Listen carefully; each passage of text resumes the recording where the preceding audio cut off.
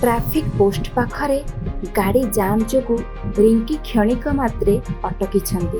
तो 7 वर्षर आलुरा मालुरा छोट झीओटीए गाड़ी पाखरे 5 टंकारे 2टी डट पेन अति विकଳରେ नियंतु नियंतु कहूथाए। रिंकी देखिला एडे छोट झीओटीए काली बड़ हेब, किए जाने काली तार भाग्ୟରେ कौन अछि।